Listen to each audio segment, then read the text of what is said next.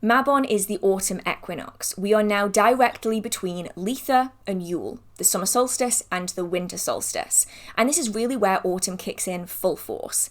It is the second of the harvest festivals, the first being Lammas or Lunasa, and the third being Samhain or Halloween. And this is the one where we're really focusing on the secondary harvest. It's often a fruit-based harvest as well, which is why Mabon is often known as the Festival of Apples. You'll see a lot of apple symbolism around Mabon. A lot of apple things are recommended for people to do, such as making spiced apple cider or using apples as candle holders. It's really that time of year where we're focusing on that apple, fertile, abundant harvest. So this isn't quite yet in the depths of autumn where the energy is completely waning away. Instead, we're teetering at a divisive point in the year where the energy is going to suddenly start slipping away. So it's a really good time for prosperity workings, protection workings, cleansings, as well as inner work. And so today, we're going to dive into some of the things that I have and am going to be doing for the Mabon season.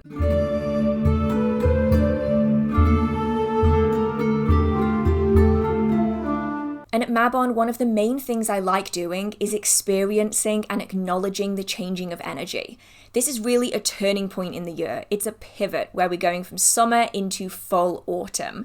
And it's not just the magical energy that's different, it's just the energy around us at all times. The sunlight feels different, the wind is different, the rain is different, the plants feel different energetically. And I find that this acknowledgement and presence when it comes to the changing of energy is really, really useful, especially if you want to connect with land wights, if you want to connect with fae, nature spirits, tree spirits, plant spirits. I find it to be really useful. Now, a lot of the year, I take video clips just for myself, and it allows me to really readily see the changing of the seasons. The last time I posted a Sabbath video was around Letha, I believe, and from then to now, so much has changed, and it can commonly get missed.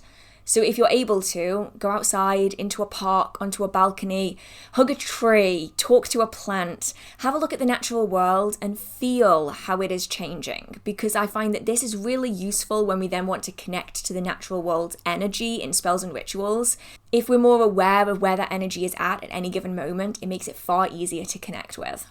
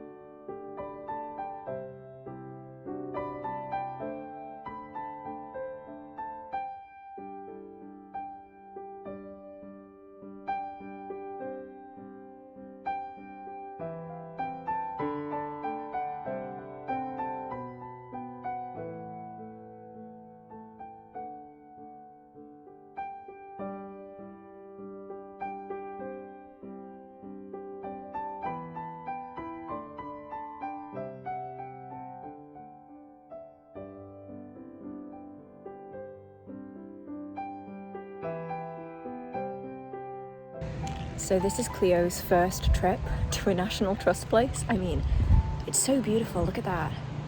But she's so excited. I think she's tried to eat everything she can get her hands on. She's just realised that she's able to pee outside, that she's actually allowed to pee other places than just the back garden. And yeah, she's very, very, very excited today. Hello, Cleo. Hello. Hi. Hello. And as you well know, I always set up an altar for the Sabbaths. This is sort of twofold. It's where I carry out all of my active spells and rituals, so believe me, I've already cleaned up the altar before you even get a chance to see it, because it is usually covered in different workings, it is covered in matchsticks and the like, but this is the space where I do all of my spells and rituals, or at least the majority of, especially as we're getting into the darker half of the year. But also, it's really beneficial for when you aren't able to go out. A lot of people don't have the luxury to live in the natural world, and so I find that bringing a little bit of the outside in to be really, really useful.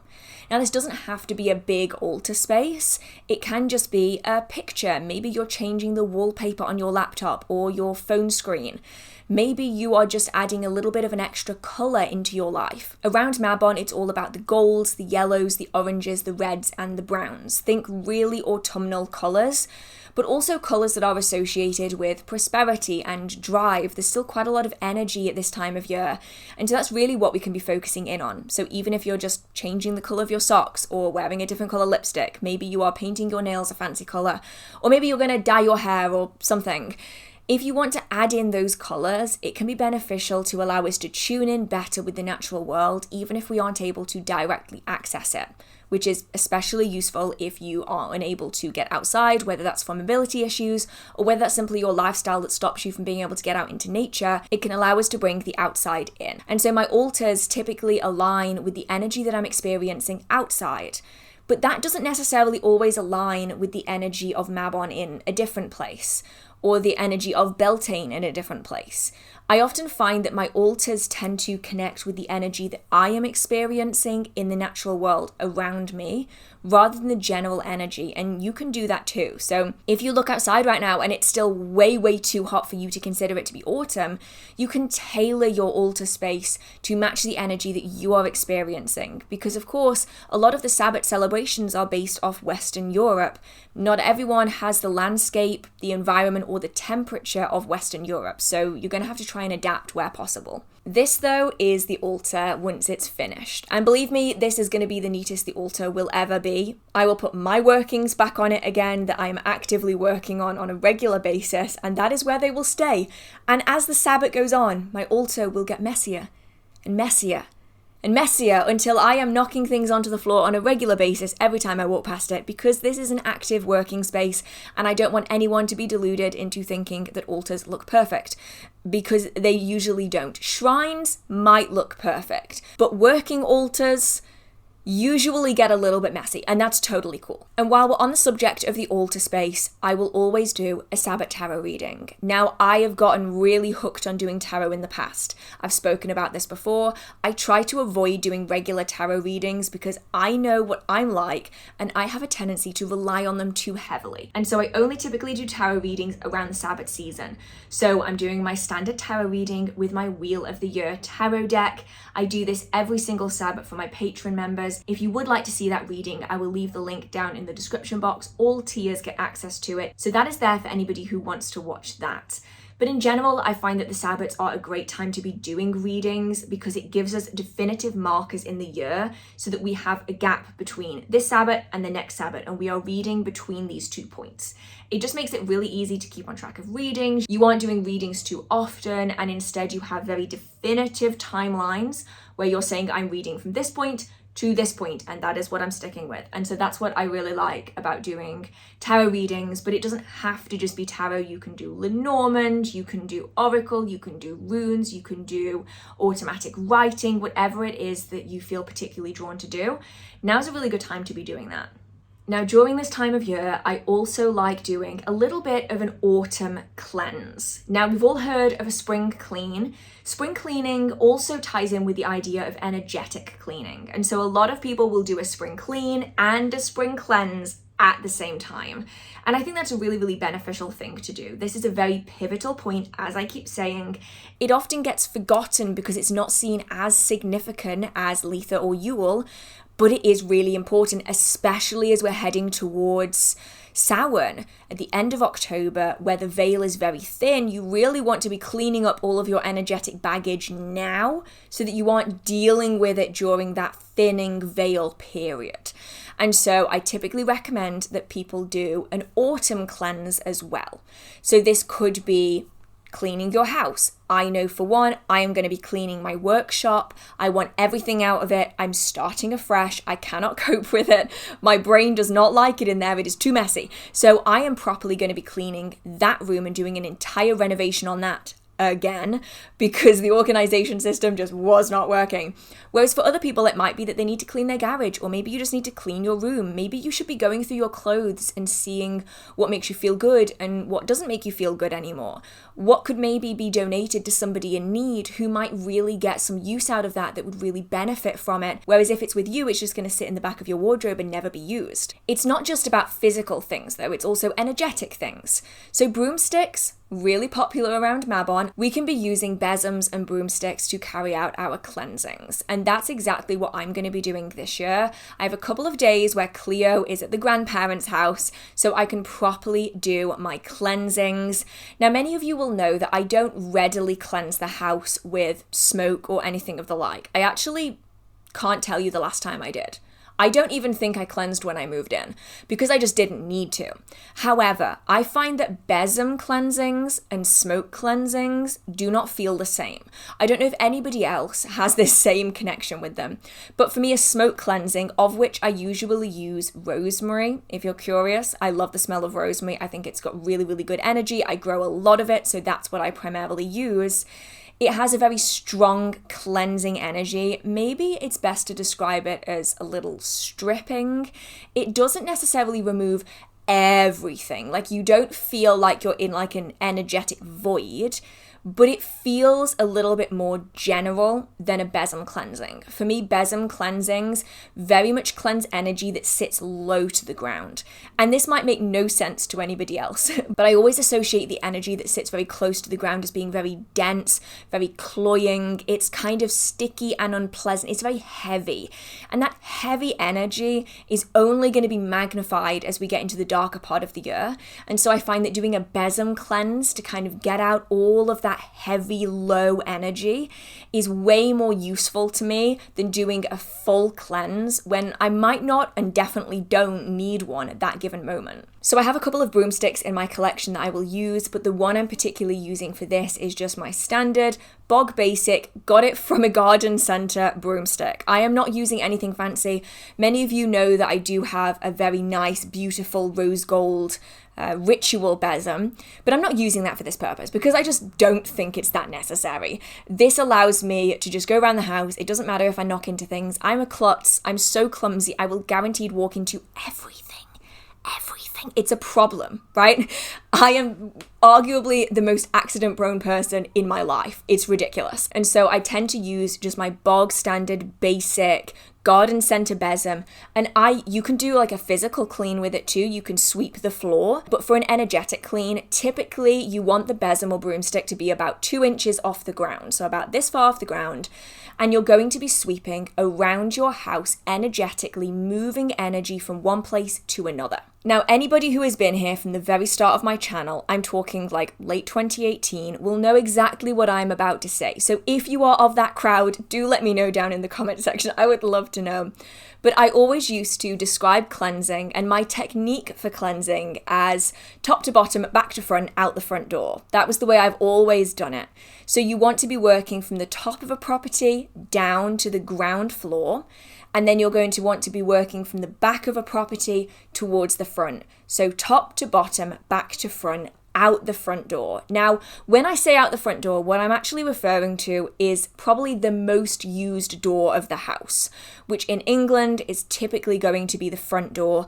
You're going to want to accommodate this as you need to and as you see fit. So what I would be doing is going from the back of the house upstairs towards the stairway, and then from the front of the house towards the stairway. So we're always starting at the back to the front, then you're going to go down the stairs, and then you're going to go from the back of the house through to the front of the house and then sweep everything energetically out of that main front door. This is the point where we're getting everything out. And that is how I do my cleansings. I then follow it up by doing some protections. So I'm going to be making just a really little protection vial for this purpose. Now, I do already have lots of other protections up, and I would recommend people have more than one protection up at any given moment. This is really just amplified protection because we're seeing the veil getting thinner and we're wanting to protect our space perhaps a little bit more than we would at other times of the year. So for this, I'm creating a little protection. I'm going to call it more of a vial than a bottle. Now, I'm not going to be referring to this as a witch's bottle because it isn't a witch's bottle. Because I think if I made an actual witch's bottle on YouTube, it would be instantaneously demonetized because the contents of that are not super nice. So instead I'm just going for a fairly accessible protection vial. Now for this I'm using just a little bottle. It's a little glass bottle. You can get these from craft places. I know a lot of people use the really tiny ones. You can get them from the works, these little tiny glass bottles. They're really, really useful if you don't have a lot of space, you're very private about your magical practice, you perhaps don't want to be sharing it with other people, it's very, very discreet. You can use the little bottles like this. Now, I would argue you can take this a step further. So if you want to use the little tiny, tiny bottles, once you are done with the working, so obviously don't do this yet, do this at the very end.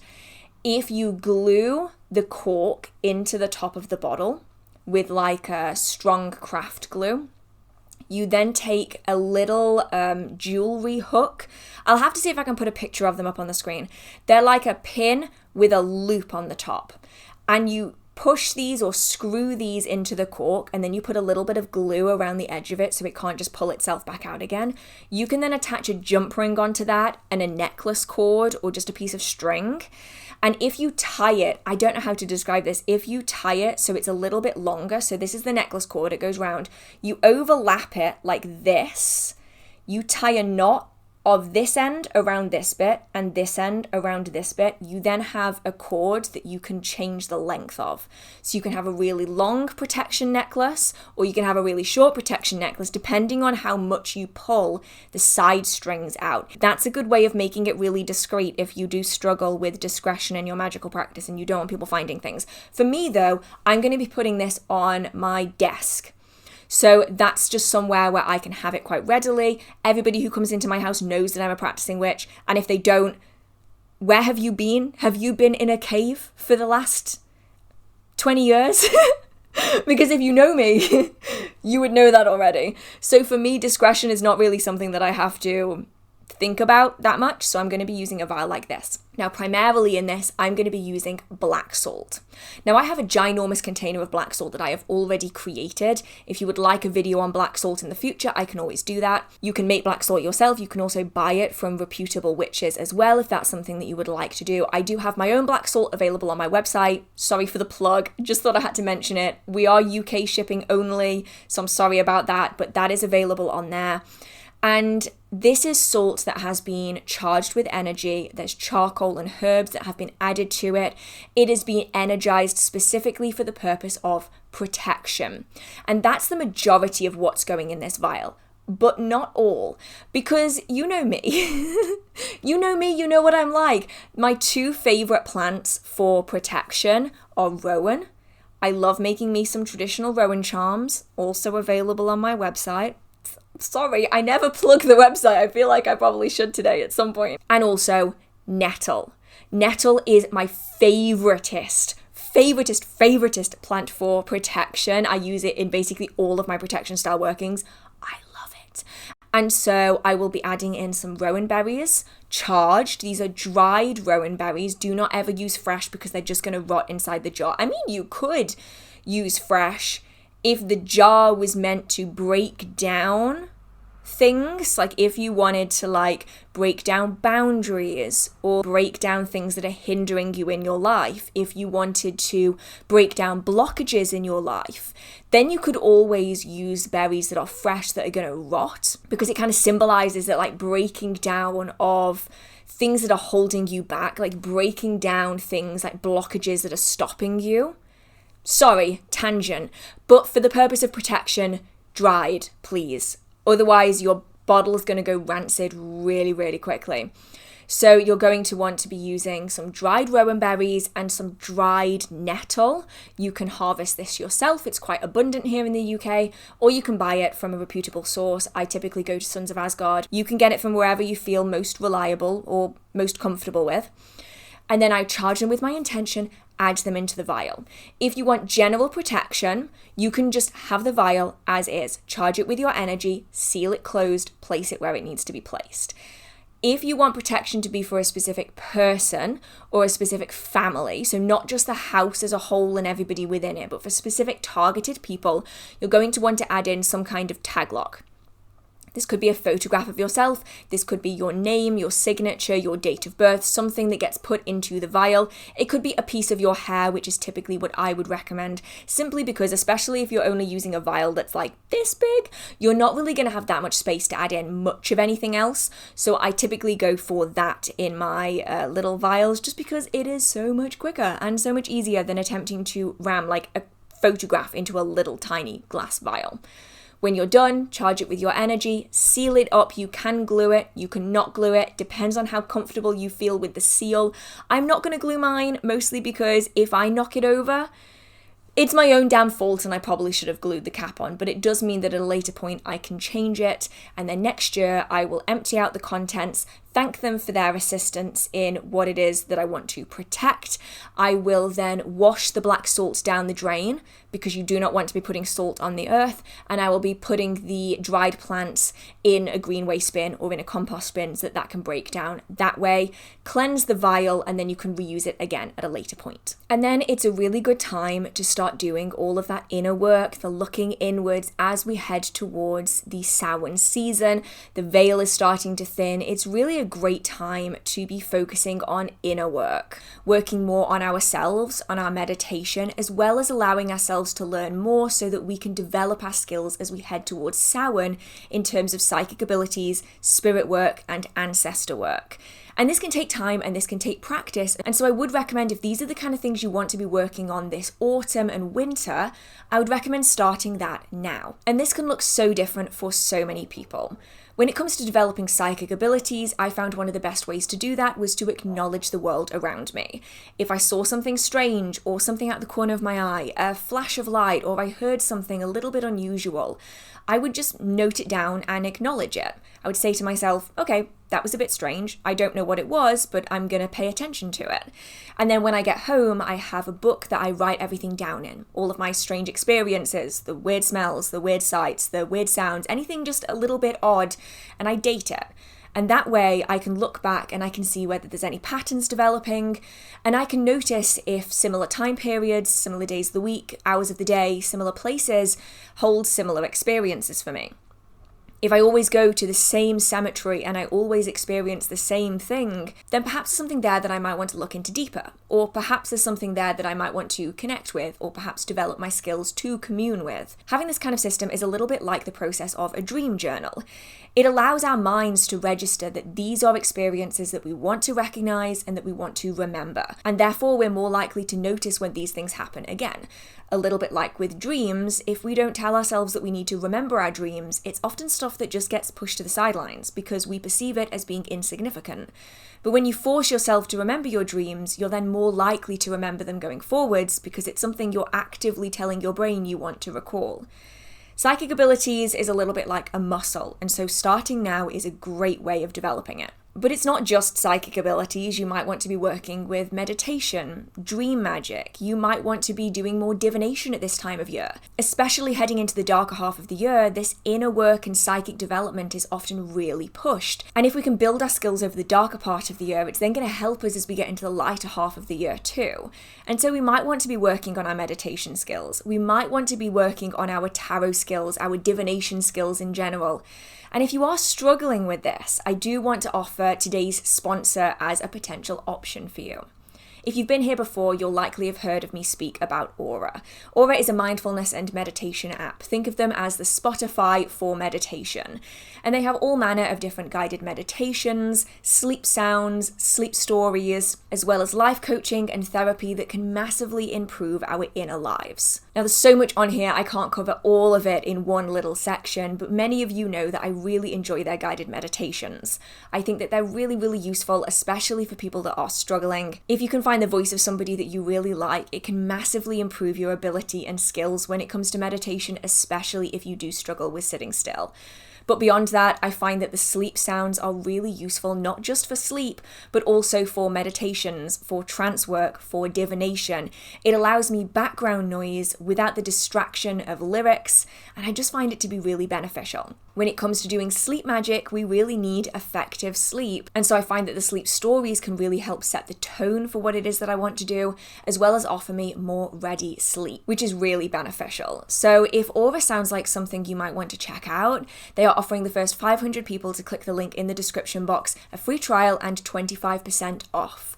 And I want to say a massive thank you to Aura because you've massively helped grow my spiritual practice and also consistently support the channel. So that really means a lot to me. So thank you so much, everyone who sits through these sponsors. But even if you're doing it by yourself, this is a really good time of year to be focusing on your meditation.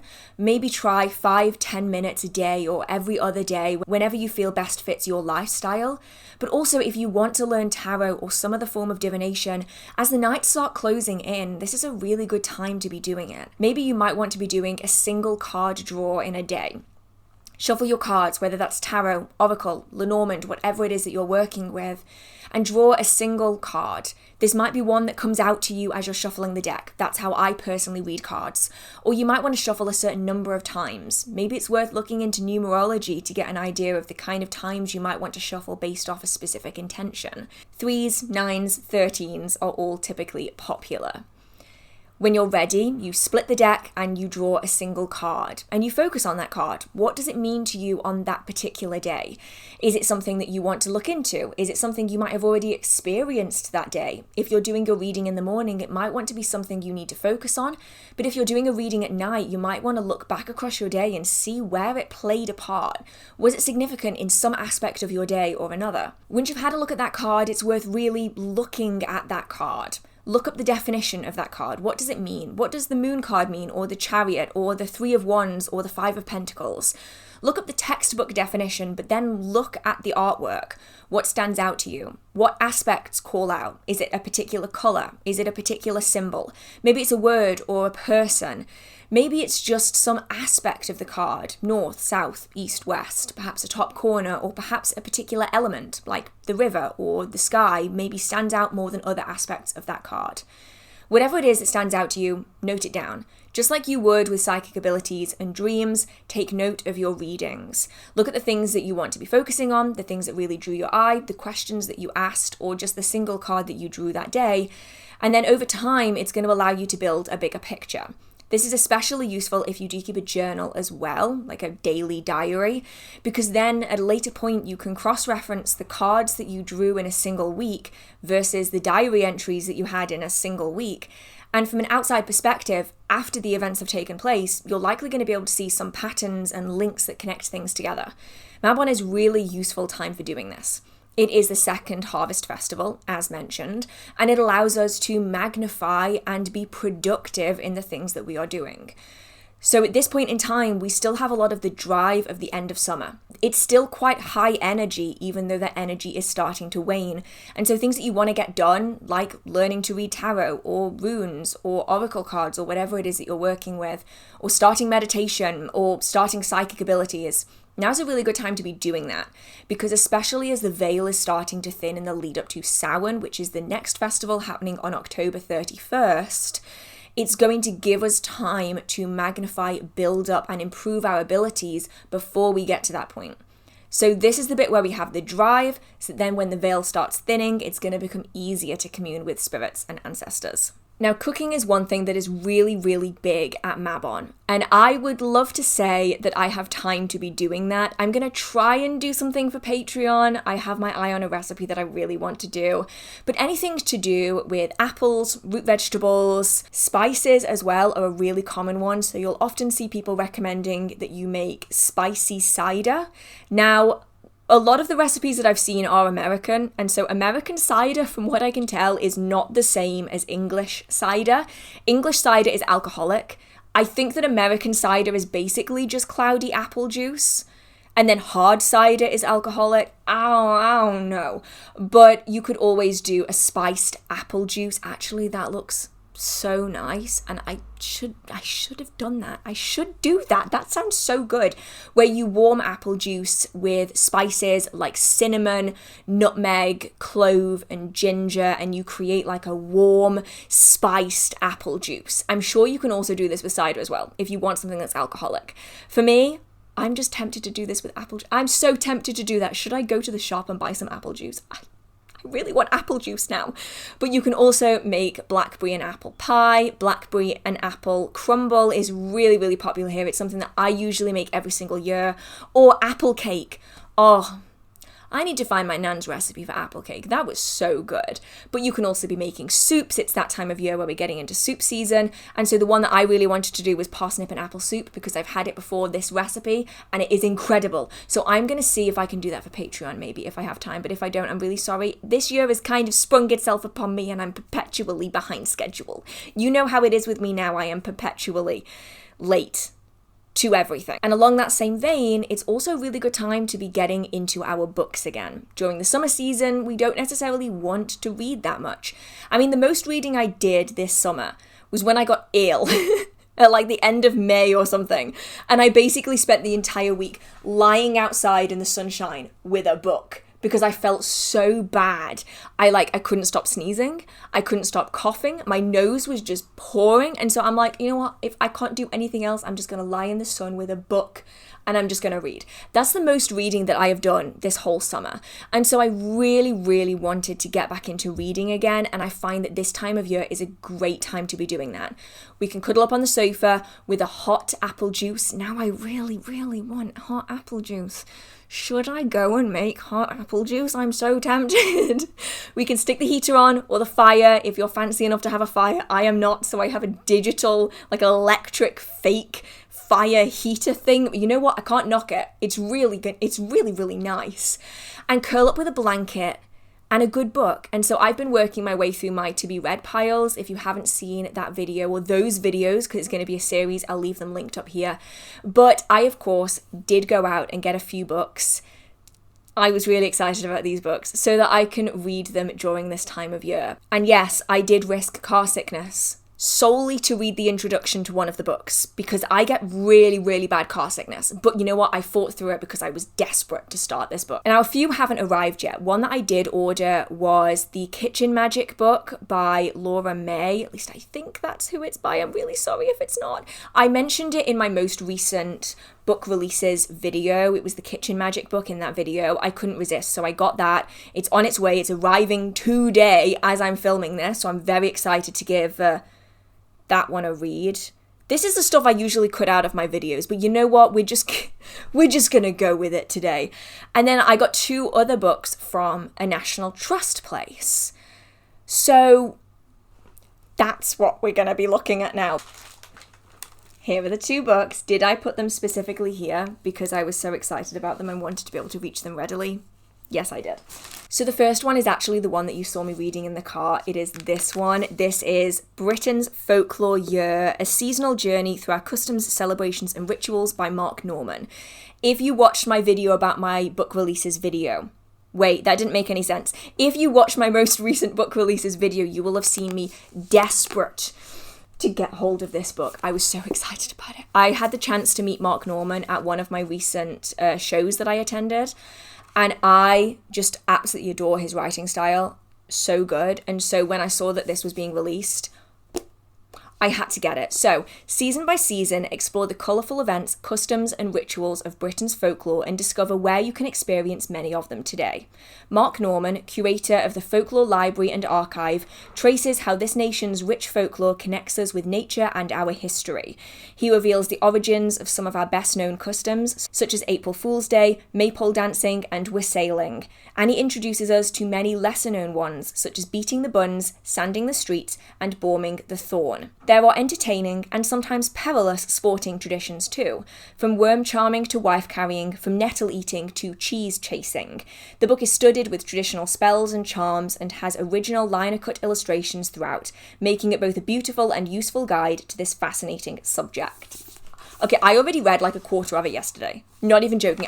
In the car on the way back from the National Trust place, I was so desperate to read it that I read like almost the entirety of spring whilst fighting off car sickness. So you know it's got to be good if I was fighting off car sickness.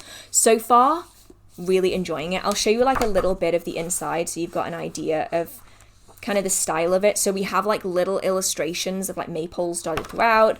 We have washing in the May Dew there, this little section of spells and charms.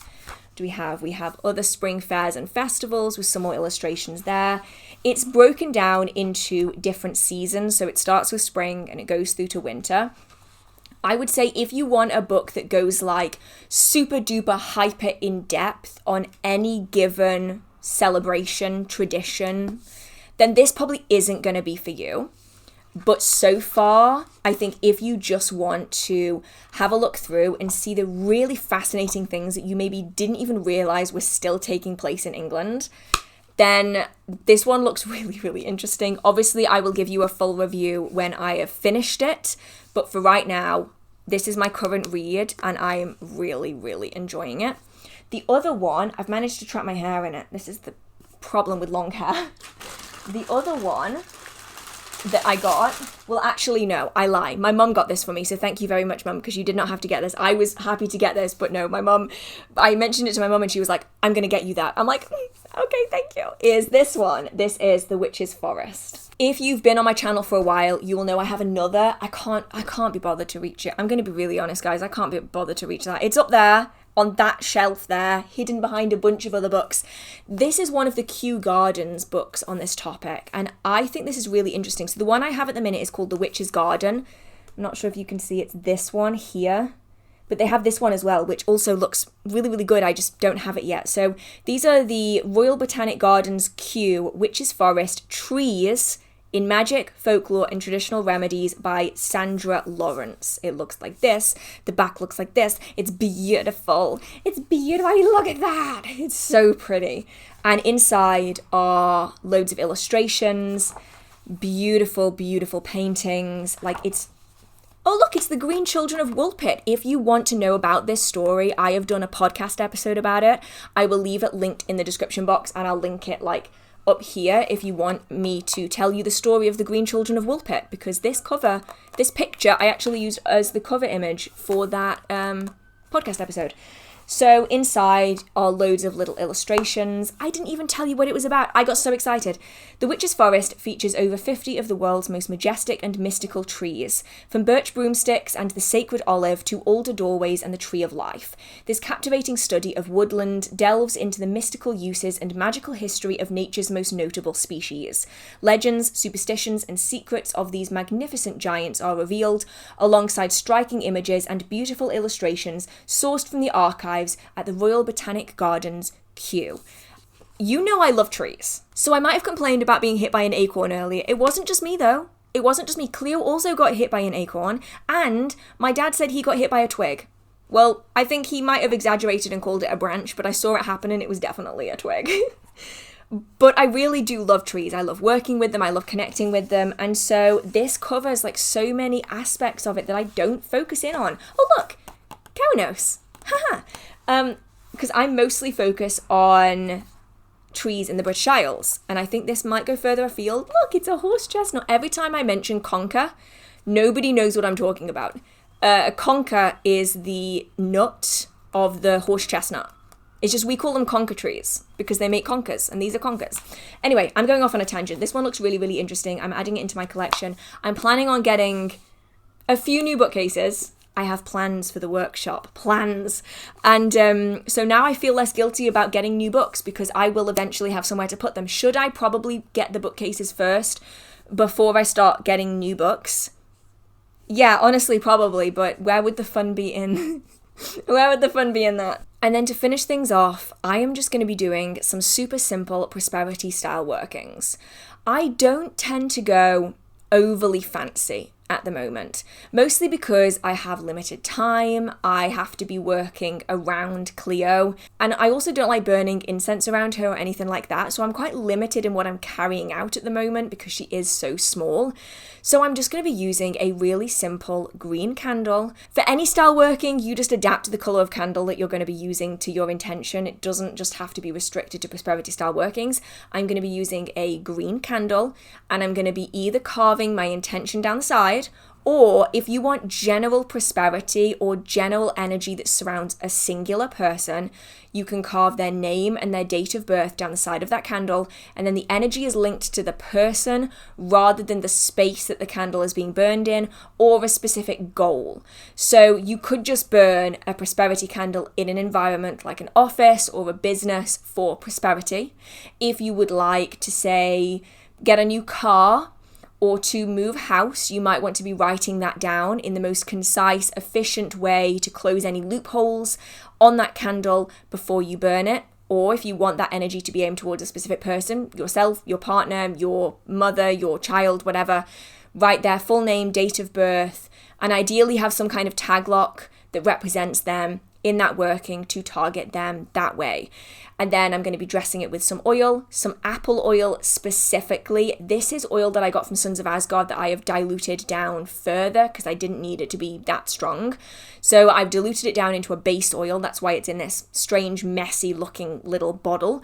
And then I'm going to be dressing the candles that way in a candle holder or as securely as possible. Think of my intention, light the candle, allow it to burn down. Bada bing, bada boom. I'm embarrassed I just said that. There's some things I say in my life where I'm like, why? Why? Bada bing, bada boom. It's done. And that candle working is then finished. Fairly quick, fairly simple. If you need to, you can reproduce it again fairly efficiently. It's not super complex. There's no words involved. You think of your intention. You add your energy in during the entire steps of that process. I might not mention that, but that is kind of the goal, is that every single step that we're carrying out, we are charging it with our intention, so that when we light it, we're releasing that energy into the world around us and allowing ourselves to receive a magical response. So that's what I'm going to be doing for Mabon this year. Not super intense, nothing super bonkers, but a very realistic Mabon for me. I can't really be doing much more than that at the minute, and so this is kind of where I'm comfortable with my practice. But I would love to know what you are planning on doing for Mabon this year. Have you already started your celebrations? Let me know. If you do enjoy these videos, do let me know by giving them a like. It means so much to me. If you have any questions or comments, feel free to put them down in the comment section.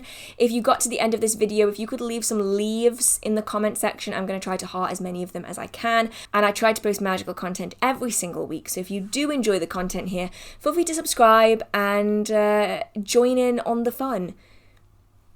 Yeah. It's been a while since I filmed. Can you tell? I feel very out of touch right now with filming. I just don't know what to say. Anyway, regardless, I hope you're having a marvelous magical day. I hope you are having an amazing Mabon season. I hope that you are enjoying autumn so far, and if you're not, I hope it starts getting better for you soon, and I will see you in the next video. Okay. Bye!